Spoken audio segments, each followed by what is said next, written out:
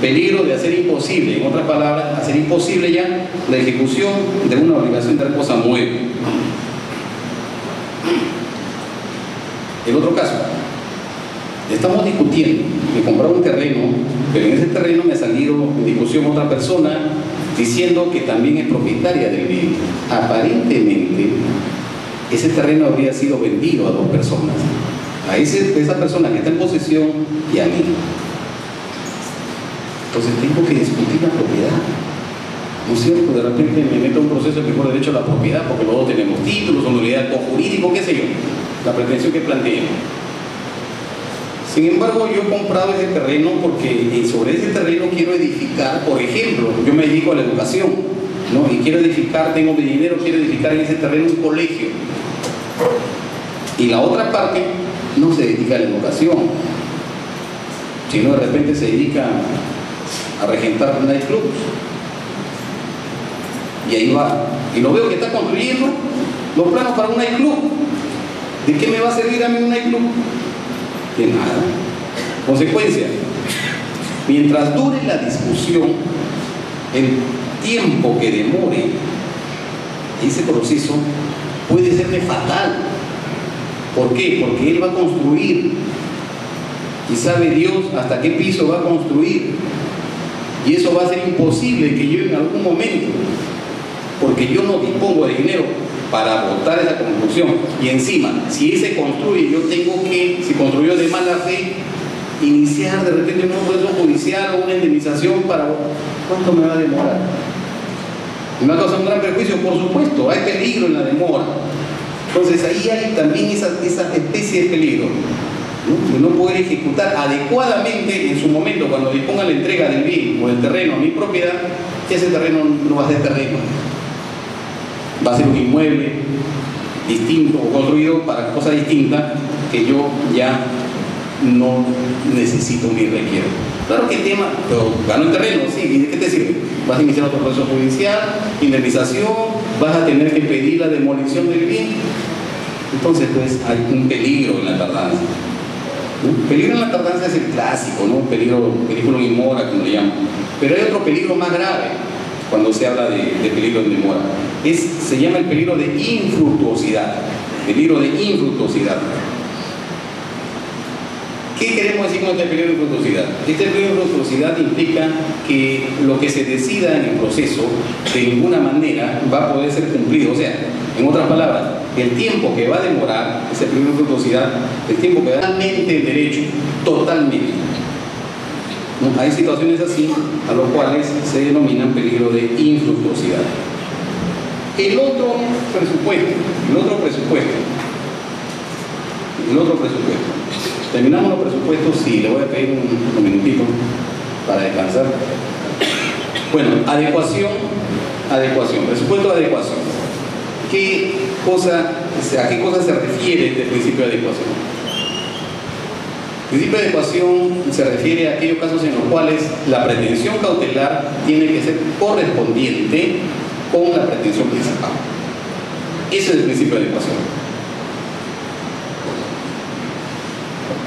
Yo no puedo pedir, por ejemplo, si estoy planteando en la pretensión principal una declaración de derechos, ¿qué se me ocurre? Miren, por ejemplo, yo planteo, en el caso del terreno, yo planteo el mejor derecho a la propiedad. ¿Qué va a hacer el juez? Una sentencia, obviamente declarativa, donde el juez va a decidir que este título prevalece sobre el otro título. Simplemente eso, mejor derecho a la propiedad. Muy bien, mejor derecho a la propiedad. Medida cautelar. No voy a pedir pues una asignación anticipada de alimentos, por decir un caso muy grueso, ¿no? O no voy a pedir, por ejemplo, el embargo de determinado bien del demandado, porque no está en discusión monto dinerario alguno, sino simplemente una declaración de derecho. ¿Entienden? Entonces, cuando pasa eso, donde no es correspondiente la pretensión principal con la pretensión cautelar, estoy hablando que falta adecuación, o en todo caso una inadecuación cualitativa. Inadecuación cualitativa o por calidad, totalmente distinta a la pretensión principal, y que no va a servir para cautelar de ningún modo la pretensión principal, la pretensión cautelar. Inadecuación por cualidad o por calidad. Pero también podemos encontrar otro tipo de inadecuación, que es la inadecuación por cantidad. Inadecuación por cantidad. ¿Qué se refiere a esta inadecuación por cantidad? Si se trata de una pretensión dineraria, donde a mí se me debe 50.000 o 40.000 soles, algo así. Bien, pero el demandado es una persona muy solvente. El demandado, figúrense, de repente es así, tiene 4 casas en el colegio de abogados, 3 casas en la Organización Santa Victoria, 2 casas en Los Parques, y cada una de ellas valorizada por $100.000. ¿Qué es lo que hago yo? Como este no me quiere pagar, este pata mis 40.000 soles, yo le voy a embargar 3.000 soles en cada una de las casas. Por fregado, por fastidiarlo, ¿es cierto? Sí, por eso. Pero le voy a embargar en cada casa una cantidad. ¿Para qué? ¿Quién compra una casa porque tiene algún gravamen? Difícil, ¿no es cierto? Difícil. Entonces ahí el juez, cuando se pide, señor, pido el embargo de mis 50.000, pero que se prorratee 5.000 en esta casa, en esta casa, en esta casa, en esta casa, de acuerdo a la información registral que le doy acá, corresponden al demandado. Embárguese así. Yo pues tengo que calificar la medida y le voy a decir, mira, ¿sabes qué? En primer lugar, la medida cautelar no es un arma punzocortante para que le corte la yugular al demandado. Aquí tú estás pidiendo una medida cautelar, pero aquí hay inadecuación por cantidad. Y no estás observando el requisito del 611, adecuación. ¿Correcto?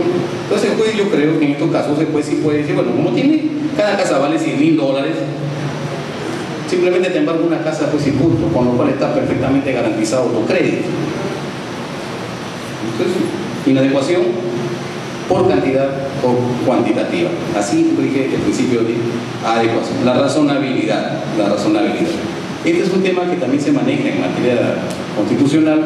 Implica que el juez tiene que apreciar de manera ponderada la medida cautelar a efecto de dictarla.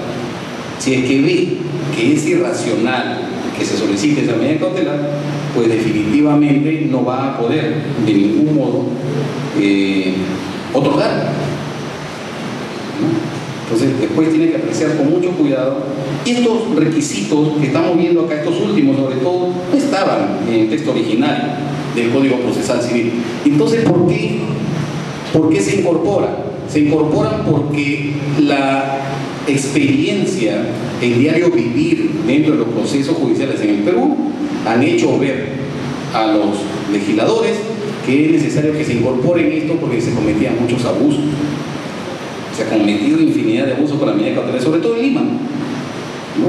Y ese es el tema que pasa, por lo cual se incorporan estos principios y que definitivamente tienen que observarse de manera puntual, estricta. Y el presupuesto de ejecución, que es la contracautela. Bueno, primero yo aprecio verosimilitud, lo primero que aprecio. Si no hay verosimilitud, ya el resto, ¿para qué? No necesito verificar. Cuando hay verosimilitud, aprecio si hay peligro, perfecto, continúo, adecuación y razonabilidad. Si es así, entonces decido otorgar la medida cautelar. Pero para ejecutar la medida tiene que ofrecerse una contracautela. Fíjense, en algún momento alguna discusión también al respecto en el siguiente sentido. ¿Por qué tiene que necesariamente en todas las medidas cautelares pedirse o ofrecerse contracautela? Porque hay medidas cautelares en las cuales la verosimilitud es tan amplia que simplemente el fallo es algo formal. Y puede ser que sí, ¿no? Puede ser que sí. Y le pongo un ejemplo, de repente, no propiamente civil, pero sí en materia contenciosa administrativa. En materia contenciosa administrativa, por ejemplo, de repente hay muchos colegas que tienen esos casos. Hay jubilados que piden la aplicación de determinada ley. ¿No es cierto? ¿Por qué? Porque esto me apliquen esta ley, porque aquí me aumentan a 3 sueldos mínimos vitales mi pensión. Y para lo cual simplemente comprobamos, de acuerdo a las nuevas corrientes ahorita jurisprudenciales que hay, simplemente comprobamos la fecha en la cual se expidió su resolución. ¿No es cierto? 84 al 92. Si es antes del 84 o durante el 84 al 92, sí resulta